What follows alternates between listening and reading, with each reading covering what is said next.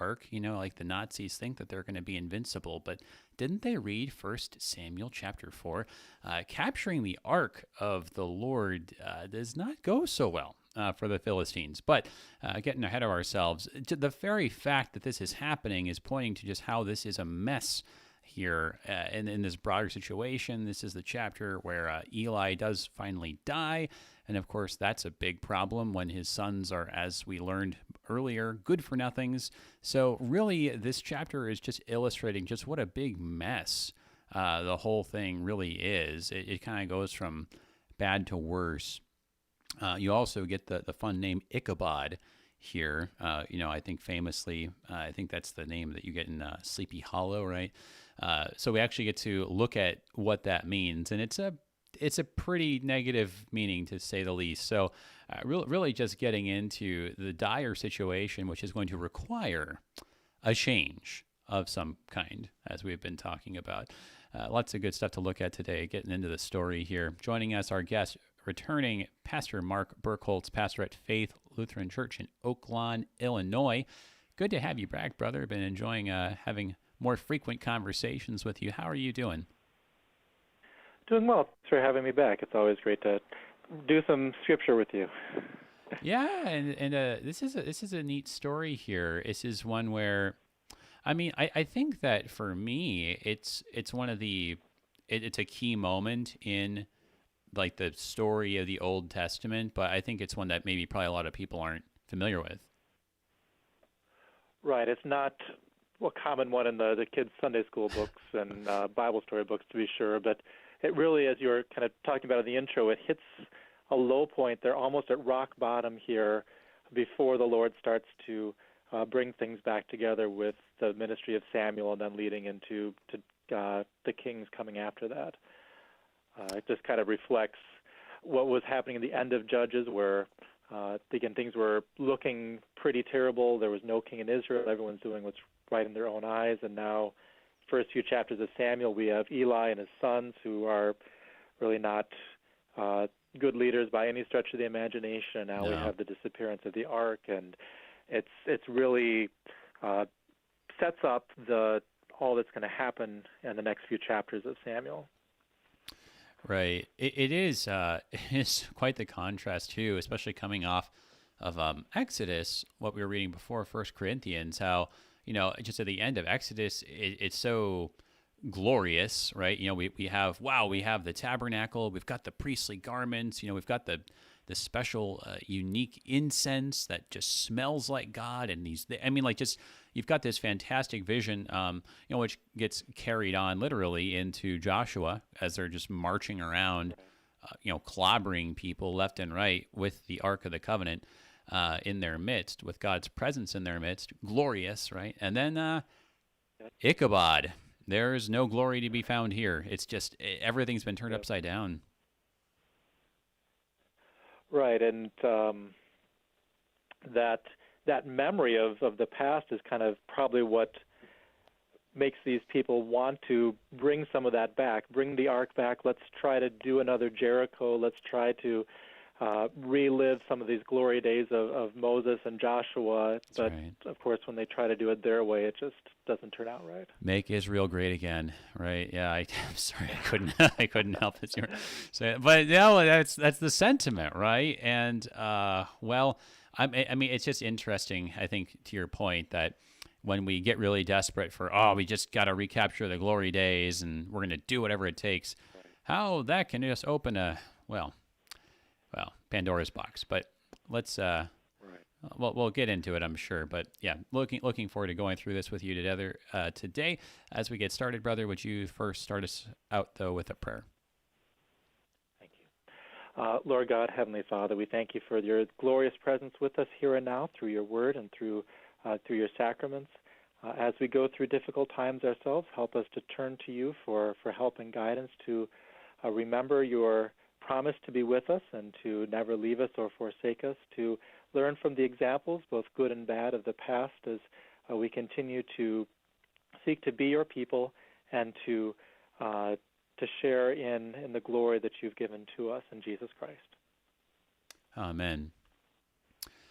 All right, so by way of context, we just came off of chapter 3, and chapter 3 was concluding with Samuel being the bearer of bad news to Eli, confirming that, yes, Eli, this ongoing pattern of sin, of just not doing anything to restrain your sons, that's going to come due. That God, God's confirming that your line is Right. not going to continue. And so that's what kind of hits there, and then you do have like a little bit of hope because there's this comment about Samuel being established as a prophet, growing in stature. So that's where we kind of leave things off, and I guess that kind of it really kind of leads into this then, because it's like, well, yeah, God was sort of predicting that things were going to get worse before they got better. Right. There's a bit of a contrast there with how chapter 3 began, where there was no word of the Lord and the visions were frequent. And now we've got Samuel, but of course, what's the prophecy that Samuel's been given?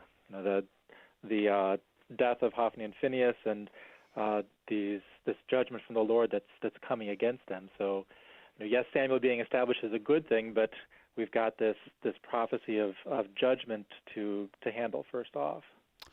Right, and it just remind me too that phrase there, like, was established. I guess I'm not positive that was actually the same Hebrew word. I should have checked, but I mean that was like back in chapter 1, I think, where it was Elkanah who was saying to his wife, well, okay, do what seems best to you, as long as the word of the Lord is established, referring to Samuel's birth, and here, right, Samuel being established, right. So just those ideas connecting back to God being faithful to what He has said is going to happen, and answering the prayer of His people, and so yeah, it's like if Samuel's established, as you were saying, that is a good thing, but it also means that all the bad stuff he said is really actually going to happen, and that seems to be exactly where we're at right here. And it shows the Lord at work through all of these events. Nothing's just random chance. Nothing is just the geopolitical struggles between two nations. It's God at work from beginning to end throughout all this story. Certainly, and well, yeah. No, let's go ahead and get into it before we get ahead of ourselves here. All right, so here's chapter 4 from the top in the English Standard Version. And the word of the Lord the word of Samuel came to all Israel. Now, Israel went out to battle against the Philistines. They encamped at Ebenezer, and the Philistines encamped at Aphek. The Philistines drew up in line against Israel, and when the battle spread, Israel was defeated before the Philistines, who killed about 4,000 men on the field of battle. And when the people came to the camp, the elders of Israel said, "Why has the Lord defeated us today before the Philistines? Let us bring the ark of the covenant of the Lord here from Shiloh, that it may come among us and save us from the power of our enemies." So the people sent to Shiloh and brought from there the ark of the covenant of the Lord of hosts, who is enthroned on the cherubim. And the two sons of Eli, Hophni and Phinehas, were there with the ark of the covenant of God. As soon as the ark of the covenant of the Lord came into the camp, all Israel gave a mighty shout, so that the earth resounded. And when the Philistines heard the noise of the shouting, they said, "What does this great shouting in the camp of the Hebrews mean?" And when they learned that the ark of the Lord had come to the camp, the Philistines were afraid, for they said, "A god has come into the camp." And they said, "Woe to us, for nothing like this has happened before. Woe to us, who can deliver us from the power of these mighty gods?" These are the gods who struck the Egyptians with every sort of plague in the wilderness. Take courage and be men, O Philistines, lest you become slaves to the Hebrews as they have been to you. Be men and fight. So the Philistines fought, and Israel was defeated, and they fled, every man to his home. And there was a very great slaughter, for 30,000 foot soldiers of Israel fell. And the ark of God was captured, and the two sons of Eli, Hophni and Phinehas, died. A man of Benjamin ran from the battle line and came to Shiloh the same day. with his clothes torn and with dirt on his head. When he arrived, Eli was sitting on his seat by the road watching, for his heart trembled for the ark of God. And when the man came into the city and told the news, all the city cried out.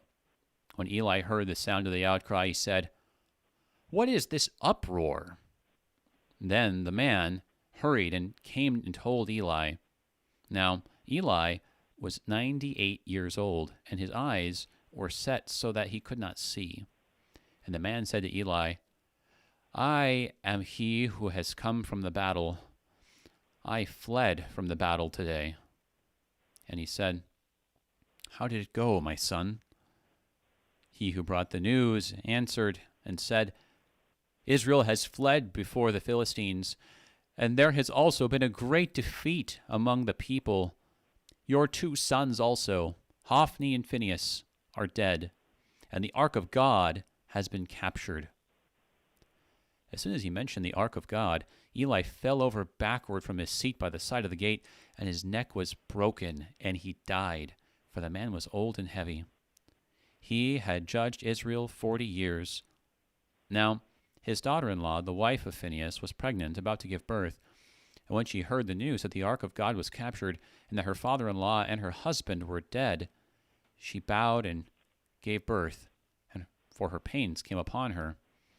And about the time of her death, the women attending her said to her, "Do not be afraid, for you have borne a son." But she did not answer or pay attention. And she named the child Ichabod, saying, "The glory has departed from Israel, because the ark of God had been captured, and because of her father-in-law and her husband." And she said, "The glory has departed from Israel, for the ark of God has been captured."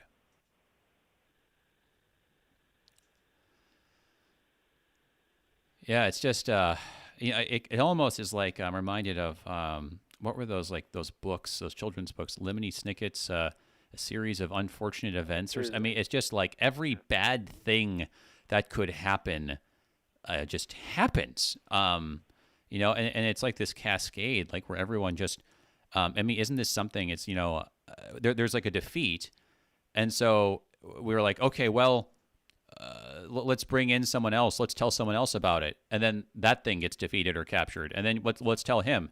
Well, he's knocked over dead. And then let's tell her. And it's just like, it's like this bad news just spreads and just kills everything it touches. I mean, it's really, it's striking. I hadn't actually thought of it like this before, but it's kind of like the opposite of like the gospel, where this is like this good news proclamation that like, it's like this drop and it just spreads and it changes things for the better. This is like this bad news proclamation, and like it's like as the news ripples out, things just start falling apart. Right. It's like this cascade effect, and everything that they would look to for hope and strength, whether it's the army or the ark or Eli or his sons or even the next generation. There's doesn't seem to be much hope in this passage unless you go all the way back to that first part of chapter 4, verse 1. But it's like, yeah, you're right. Everything they're kind of trusting on or depending on is being taken away from them. Yeah, and I think that idea, everything they're trusting in, right? I mean, that's big. That's big. And what's striking too is the birth of Ichabod. Actually, I mean, because it's interesting because Ichabod ends up getting a decent little chunk here, and you think, well, he's not very significant. It's just the baby and all this, but it's like Moses in Exodus, where what's going on with the baby at the time is indicative of what's going on of all of Israel, right? And this reminds me of like Isaiah, for example, and the virgin will bear a son, and like all the rest of that prophecy being indicative of what's going on with Israel here. And so that she would be comforted by the women attending her in verse 20, right? Don't be afraid. You've borne a son. Like, hey, it's going to be all right. At least you bore a son, right? Like I feel like that's supposed to be some kind of like your life is complete. You can die happy. At least you had a son, right? Like, like that's what we're trusting in. That's what we're hoping in. But it doesn't console her. It doesn't actually console her, and I think that's so key of the whole chapter. It's just, yeah, we were pinning all our hopes on a son, but that's not gonna do it. Right, and he would be in the priestly line. He would be one to serve there in the tabernacle before the Ark of the Covenant eventually. But all of that is taken away, and it's interesting that this wife is, what she emphasizes most of all is that the Ark has been captured. She says that first and again at the end. It's the same thing with Eli too, as he seems more concerned about the Ark being gone than his sons dying. Yeah, well, that's interesting, isn't it? Because we've been talking about this, so this, what you trust in, and this potential idolatry of children, especially of sons in the case of Israel, and you wonder almost, if the emphasis on the ark, is almost a sign of repentance here. That, I mean, it's ironic because in the first place, right, they go and they take the ark out there, and it's just like, well, if we have the ark, we're going to be fine. So this is the Raiders of the Lost Ark Nazi problem, right? Like we think if we just get the ark, we're going to be invincible, right? And this is just the chapter that they didn't have translated in German or something, and they'd lost Luther's translation. I don't know, it's bizarre plot hole, but so it's there. They're like trusting in the ark, but there later then Eli, by emphasizing that it's the presence of God that's actually the thing that they ought to be trusting in, that almost, I feel like, comes off as repentance, that they're realizing, oh, it's not actually just our sons. Eli's like, it's not just about Hophni and Phinehas. His daughter-in-law is like, actually, it's not just about me having a son. It's about having God. And in some ways, it's almost like Elkanah's line, am I not more to you than 10 sons? It's like almost like God has been implicitly saying that. I kind of wonder what the conversation was like when the guys show up at Shiloh asking for the ark, because Eli's got to be there. He's got to be the one who gives final approval for this. Yeah. He kind of comes across as a pretty weak figure throughout these first few chapters, but if he really puts up any sort of a struggle here, or if his sons kind of take over and say, come on, Dad, we'll take care of it. We'll lead the charge here. So, if this is repentance, is this Eli's own recognition that he shouldn't have allowed this to happen in the first place, or what kind of role he played in giving permission to let this happen? Yeah, that's I appreciate that. That's not something I considered. Just like because it does say, right, that before he even gets the news, what did it say? Like his heart was trembling, right? That was like the word that it used. So it's like he's already where was it? There it was in there it is. Yeah, in verse 13, right? So he hasn't even gotten news, right? But he's just like, oh man, something's bad's gonna happen, right? It's like you almost can picture, like you were suggesting, like he's like, oh, I shouldn't have listened to them. Why'd I let them talk me into that? They always talk, like you can kind of picture this, that it's just one more time that he caved into his sons, right? And his sons got their way, and perhaps, I mean, again, a little bit of speculation, but like, or Hophni and Phinehas, like, prophecy, all this, that, we're going to die in this. No, we're going to, ride in and, save the day and be glorious, right? And, of course, the opposite happens. But, I mean, that is a fascinating thought, just to what extent, like, what's going on with Eli, because I don't know. The fact that he just falls over at the news of his sons, right? You almost wonder if, like, again, he's just... like he's too captivated by his own children, like he just dies when he hears the news like this. I mean, of course, he's 98, and so you can't really fault him too much. Right. Well, let's go ahead then and just circle back around and just take it from the top, look at some of these details here in the very beginning. I do think that kind of does get like the big thrust of what's going on story-wise here. But so breaking it down here, so yeah, I even started misreading this because it just it's so different. And the word of Samuel came to all Israel, which is just a fascinating line, actually, right? Like you look Right. at it in Hebrew, and it's just you just imagine that this must have been something that was probably hard for even the Masoretes to say correctly, because it just reads almost exactly like all the lines, and there's like over 100 of them in the Old Testament. And the word of the Lord came to, that's Right. the way it goes all the time. But instead, it's the word of Samuel, which I feel like is actually already tipping us off that something bad's going to happen. Right. It does throw a bit of a wrench in things. You do have the word of the Lord phrase uh, at the end of 21. Yeah. So obviously this isn't Samuel going off on his own, but it is striking that it's the word of Samuel, maybe just a contrast with Eli and the previous generation, that's going away now, and Samuel is beginning to take up the mantle that God has given to him in the end of chapter 3. Right. It does, on a basic level, just kind of go back to that, hey, look, Samuel's the one who got this prophecy. The other side of it, though, and we talked about this, it talks about the word of the Lord being infrequent. It's talking about specifically these kinds of prophetic visions or revelations that come upon the prophet, and it's almost like the prophet just hits them and he can't do anything else except for just proclaim the thing right then and there. This falling upon, actually, that's the word in Hebrew, right? Like if you go back into its etymology, it goes back into this falling upon idea.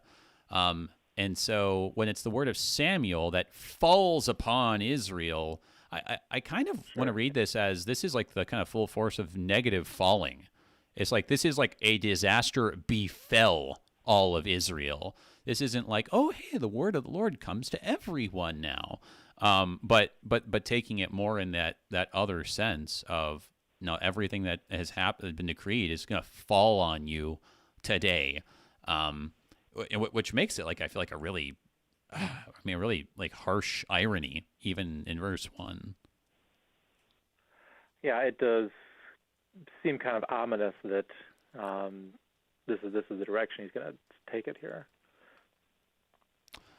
And then so you get this this setup, right, and then the next line is, now Israel went out to battle against the Philistines, and you're just like, oh no, like we've already had this signal that something bad's gonna happen, and now that this is our setup here. So you get the battle lines drawn, the two sides, they camp. It's interesting, right? They camp at Ebenezer, and the Philistines encamped at Aphek. You take anything from those names? Yeah, it's a little bit confusing because there's the Ebenezer that comes up again in chapter 7 after a different battle. Ebenezer means rock or stone of help. And in the chapter 7 reference, it's obvious that the Lord is the one providing help. So it could be kind of an anachronism where they're applying a later name to whatever place it was at the time, but kind of geographically this seems to be a little bit different if they're anywhere near. So Aphek is kind of up in the north, and it's showing the Philistines are expanding their territory. They're not just off in this little corner, but they are pushing their way north and east into Israel, and there's going to be these conflicts along the border. It is a little bit confusing with these multiple references to Ebenezer, but it could be just a common enough name that it is at multiple places with the same designation. Well, I think, that makes a lot of sense how it could be a common name, especially when you break down the meaning of it. It could also be an anachronism, as you suggested. I think there's something kind of ironic about the meaning in all of this, but we got to hold that thought. It's time for our break. But everybody, hold on. We're looking at 1 Samuel chapter 4 on Thy Strong Word. We'll be right back.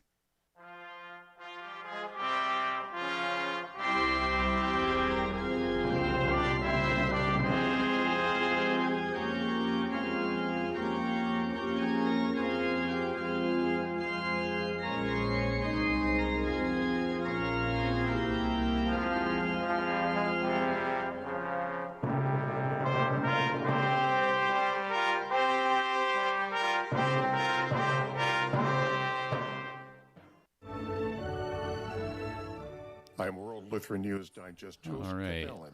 Let's take a look at some of these questions here. So, why did the Philistines speak of God's plural instead of a God singular in verse 8?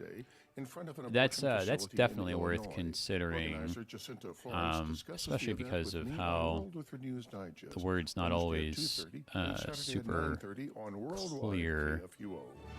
Yeah, it's really striking though when. No. There's some signals that it really is plural though. But yeah, we'll talk about that. It's very interesting how that's the Philistines' takeaway, right? Makes sense though. Let's see, what word is translated there? Yeah, it's Elohim. We'll get there in a second. Who spoke words of encouragement to the Philistines?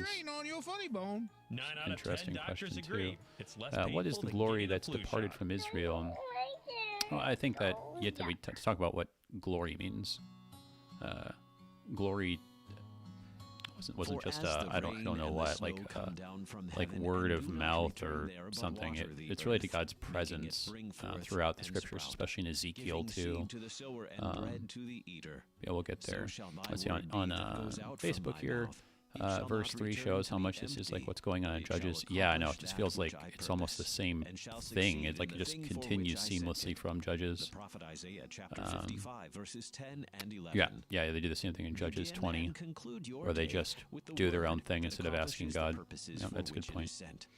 Morning prayer at 7 a.m. and evening prayer at 5 p.m. Since Eli is a high priest and a judge, could this be prescriptive for us not combining a government and pastoral office? The broadcasts of morning prayer and evening prayer even Moses and David had priests. I think there may have been someone or two in the Hasmonean dynasty that was the king and the high priest. Well, in the Hasmonean dynasty, it was super condensed. Welcome back, everybody, to Thy Strong Word. I'm Pastor A.J. Espinosa. We're looking at 1 Samuel chapter 4, a fascinating chapter and a tragic one.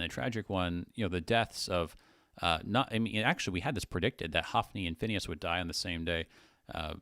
You actually get Hophni, Phinehas.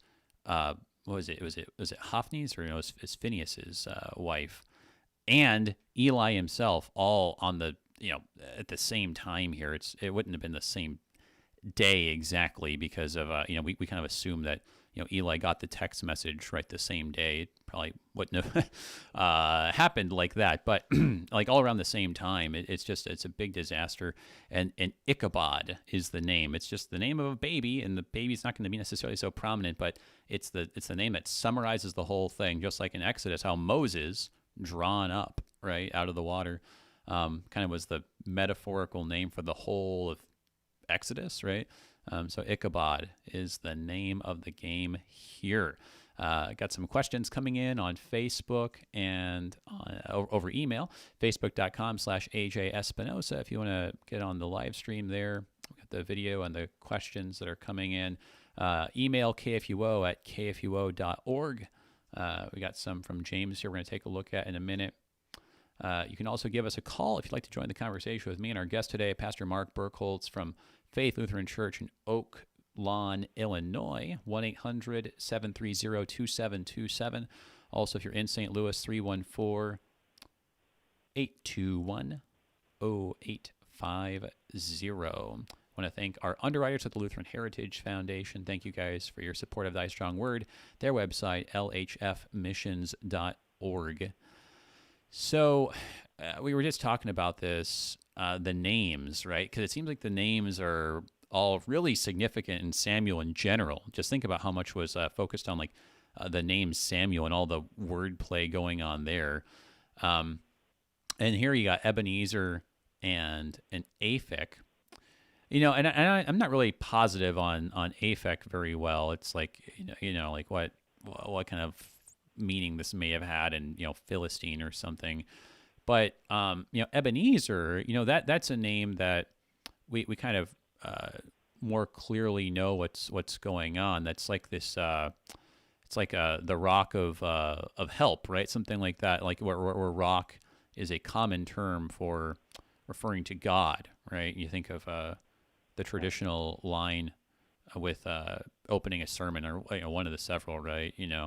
That we refer to God as our rock, and so here you have Okay, here they're encamped at, their rock of help, right? Like God's going to help them, but he doesn't, and I feel like that's just kind of twisting the knife here. What do you make of that, about how the people expected to win? They expected God to just come and do what he did all over Joshua, right? But it doesn't turn out that way. Right. You're right. It sets it up as to, okay, well, God's going to come in and save them again, but they don't have any command or instruction from God to operate this way, to bring the ark, and like you did in the case of Jericho.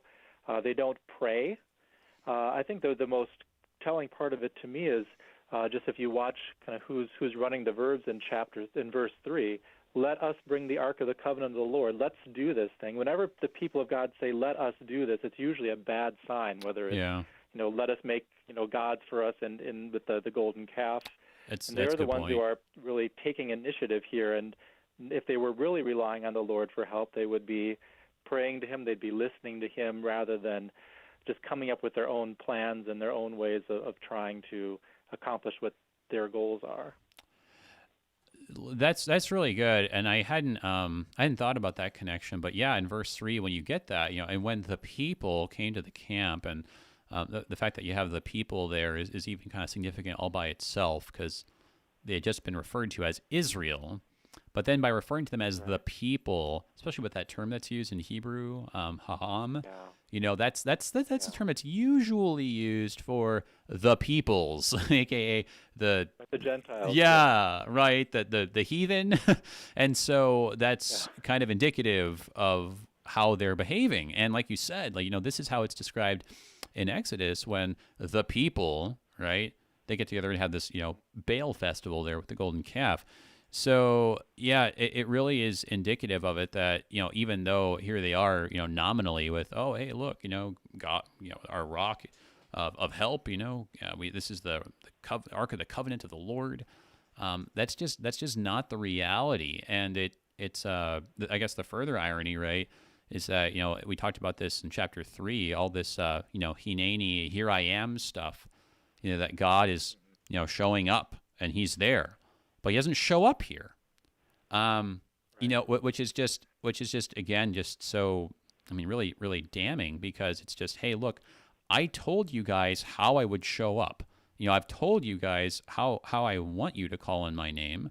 It's like I've told you all these things, but you just don't want to hear anymore. So, I'm going to let you take. Or even if he does show up, he's on the side of the enemies. Well, see, isn't that interesting too?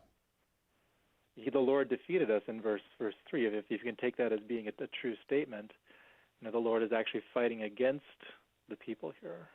Yeah, no, it's really fascinating that they say that. So the elders, right, of Israel say, and this is maybe part of this indication that Israel's kind of waking up to this a little bit, because the elders are like, hang on a second, they remember their history, and they're like, if this is happening, then God's letting this happen, which is the big insight, right? But they say that, why has the Lord defeated us today before the Philistines?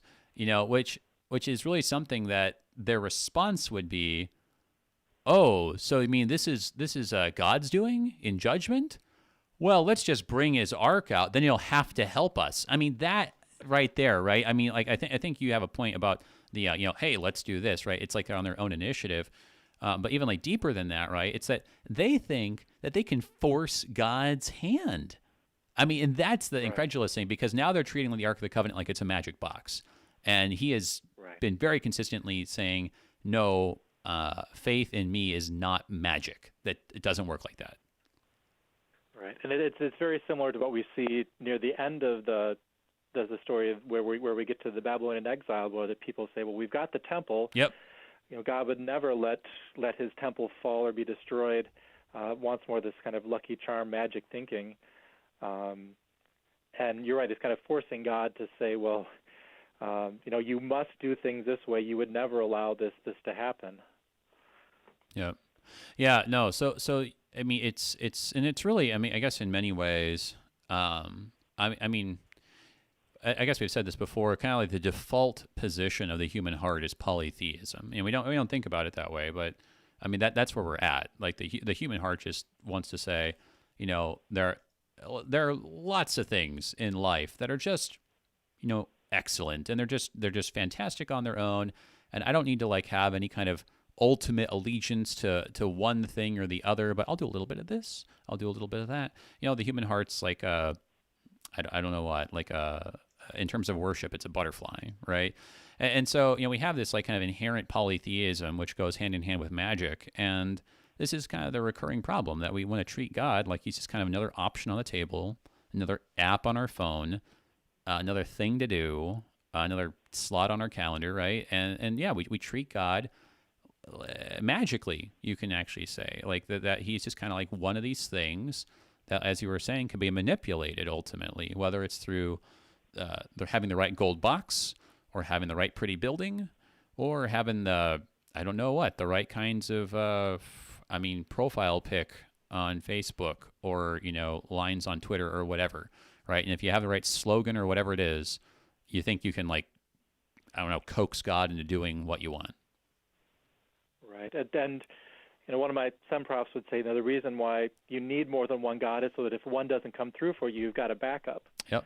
And so if, the Ebenezer God isn't doing your thing, well, you can get the Ark of the Covenant God and even kind of play games that way. Yeah. And you're right, you can see this in the life of the church where, if one worship style God isn't doing the job, well, you switch to a different style worship God, or you just try to rearrange things till you get the results you want.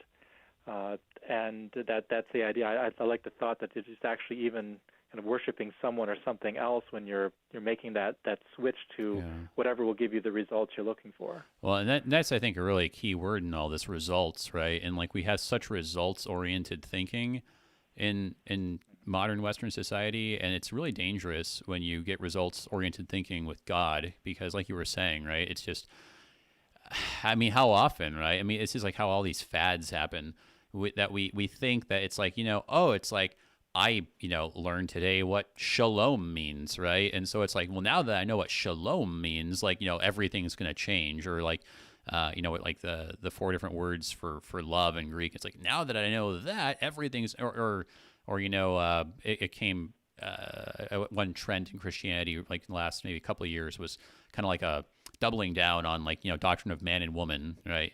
And it's like, hey, look, now that we understand this, like, true, godly masculinity, everything is going to be great. And so like whatever it is, right, whether it's like kind of like a new doctrine or book or slogan, or like you were saying, worship style, right? Like we keep thinking that like we found the silver bullet somewhere that's going to basically like make God like work for us and bless us and make us prosperous. And it's just so seductive. And we're always seeking for the easiest way to do that, right? I mean, these people, it's easy to just walk over to Shiloh, grab the ark, and bring it back. The hard thing would be repenting. The hard thing would be listening to God's word and maybe changing what's going on that's leading them to the state that their nation is in. But usually the kind of the quick fix, the easy fix, is what we gravitate towards, because we don't want to do the hard work of repenting and changing, and maybe accepting that maybe my plans and what I think the church should look like are not what God has in mind. Right. Yielding, giving up our own preferences, admitting that we've been wrong, right? That's all the hard stuff that we don't want to do. That's bound up in repentance, like you were saying. And so it's just so easy to say, oh, well, the reason why, we're not being more successful, or why we don't have more people in the church, it's because of this. And and so we fixate on the results, but God's been fixated on the heart, which is where we ought to be turning our attention to. So yeah, I think that this really then in that way connects with us in a strong way. So I think then one of the questions related to this about this polytheism, right, and the kind of like how they're treating God, as if he were just part of this pantheon, right, which is so fascinating, because in verse 4, right, and they brought from there the Ark of the Covenant of the Lord of Hosts, who is enthroned on the cherubim. I think that like that big expansive way of talking about it in Hebrew is like, do you guys get how ridiculous this is? Here they are treating God, right, the Lord of Hosts enthroned on the cherubim, and they're just treating him like, he's their their sports team mascot, and if they just bring him out, then they're gonna clutch it on bases loaded. It's I think there's a deliberate incredulity there in putting it that way, and that's contrasted then with the way that the Hebrews are perceived by the Philistines, because the Philistines, right? They say, "Oh, hey, it's their gods." Plural, right? I mean, initially they say, well, it's even like a god, right, has come into the camp. So it's like, oh, their kind of big god has shown up, right? But they talk about it all in the plural. So what's up with this, that the Philistines are, I don't know, they have this takeaway that it's like, oh, that the Hebrews, they brought their Hebrew pantheon now. Yeah, it's hard to sometimes make a little bit of sense out of there, because it looks like we've got Elohim in verse 8, which can be kind of singular, plural, but yeah, it's very reminiscent of the stories in like in Joshua, where the folks in Jericho, you have the conversation with Rahab, where they're terrified because of they've heard the report of what's happened here, and it's interesting that the Exodus, we're a couple hundred years down the road here, and people are still talking about the plagues and the conquest and all of that. But it's almost as though the Philistines have more faith in this point than the Israelites do. Because they kind of acknowledge, they recognize God here. And it's not exactly, I mean, they don't get God right. But, right.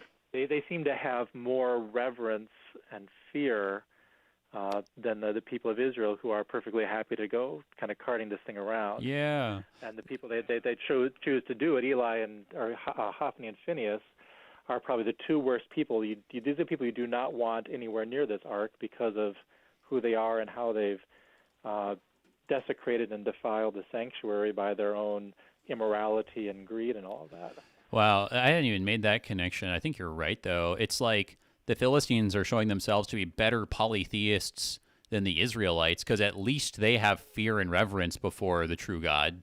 I mean, they think he's another god among many, but the Israelites are doing the same thing, treating him like a god among many, but they don't even have the reverence or the fear, right? I mean, so it's like, who's nearer to God at this point, which is a terrible thought.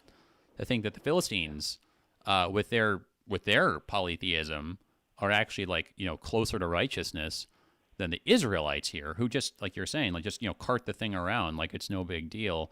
In verse 7, so one of the questions was about the words that are used for God here. So yeah, this gets into we've talked about this before, but it's worth looking at again here in this context. In verse 7, you have a singular verb with the word Elohim, which is the plural form that gets used to mean like a superlative, like almighty. So like, an almighty one, a god, has come into the camp. So initially it's like, hey, look, we saw that they brought some gold thing in. So it's like they think that like another god, right, has been added to like their stock. Because in this, ancient warfare, it's like a thing that like if you capture their gods, right, like you think that this is going to actually help like win your side, right? Like if you capture their gods, it's like, oh, now they've got nothing. I mean, you almost treat the idols like they're part of your artillery, like they're here's another shell, like kind of the genie in the lamp. Okay, I've got the lamp now, so the genie has to do what I say. Yep. Yeah. Exactly. Right. And they kind of actually get that way later after this. But without going there. So okay. So they're talking about so another god has been added, but then in verse 8, they say these mighty gods, and so there is where now we're talking about something a little bit different, because they're using the term Elohim, but it's these and they, all plural, with the gods. And so it's interesting, like you were saying, on the one hand, like they've kind of gotten the word of mouth, like Rahab and Jericho had about this God's rep, like, hey, this is the God that mopped the floor with Egypt, right? Like, holy smokes! But they're interpreting it as many gods. That it was these many gods, maybe led by this guy who came in the Ark of the Covenant, but he's just one of many. And like, hey, look, it's just one of many, and we're gonna beat him. They say, "Take courage and be men, O Philistines." I'm not sure who says it. That was one of their questions, like who's saying this. Though, I mean, I think it's kind of suggestive, like you said. On one level, it's almost as if the true God is saying this, that, like the true God's actually inspiring the Philistines to courage to say, yeah, because you know what? The Hebrews are just a bunch of polytheists, and you'll be able to take them out. Yeah, there's, you mentioned before that that's kind of our default mode is polytheism. So Yeah.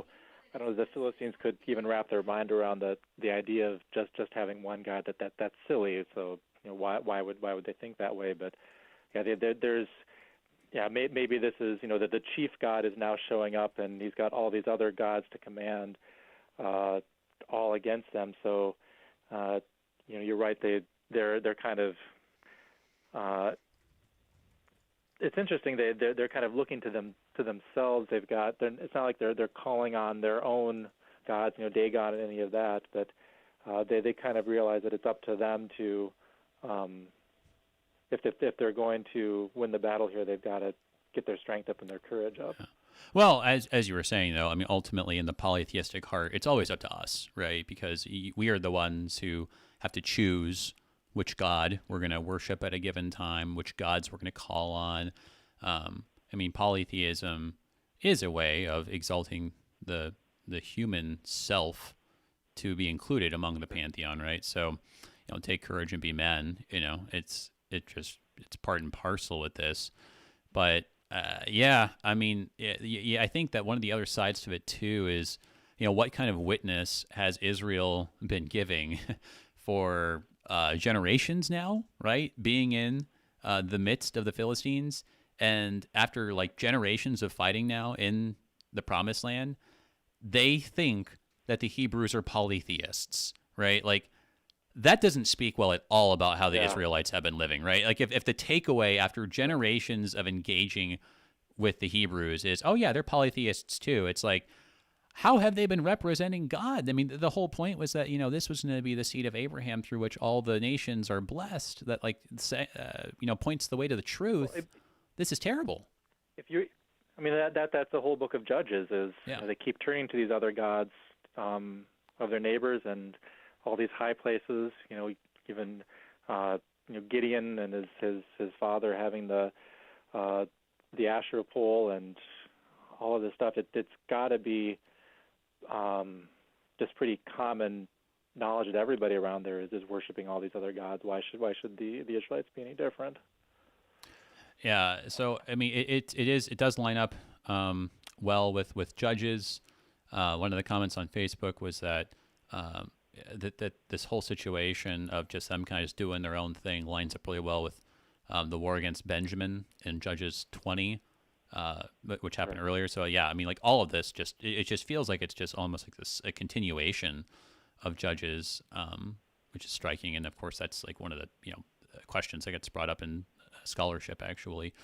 But so you have this situation where it just reads like I don't know, just like a battle between two random polytheistic peoples, and they capture your gods. It's like, haha, we got your gods, and maybe you'll get them back later, but right now we're on top, and it's sad that this is what God's people have been reduced to. Another one of the comments on Facebook was, in verse 10, the Philistines fought, Israel was defeated, then they fled. And then it says, and there was a very great slaughter, that from what we know about, ancient war, that like a lot or maybe even most of the casualties would happen in the pursuit, right? It's like once you've actually had your lines broken down and you're just trying to get out of there, that's when people are actually just getting slaughtered at that point. The actual battle was just like, who gets control of the situation. So, I mean, it really is it's a devastating defeat, but it's devastating just because of how low God has been brought here. Yeah, it's remember, there's no king in Israel. There's no like standing army. These are going to be, volunteers, farmers. We don't have a professional soldier corps, so the Philistines are better equipped technologically. They probably have more training and experience with this, and so it's not just from a purely human standpoint, it's probably not a big mystery that the Israelites are defeated and turn and run. And when they run, that's when it turns into a rout, and as long as they can chase you down, you're in trouble. So, so then, Eli has the unenviable position of just sitting and waiting, right? Which, just think about that, how we're on edge, like waiting for our Twitter update, like for 5 minutes, like who knows how long just would have been sitting and waiting, how nerve-wracking that must have been. And then, as the news spreads, this is terrible, right? In verse 14, you don't actually hear the news first. You first hear everyone shouting and screaming and wailing, right? And then you hear the news next. So, I mean, just a terrible way to build up suspense, right? Great narration, though, right, in the text. But then, they get the news, and I want to briefly, at the end here, just talk about Ichabod here, right?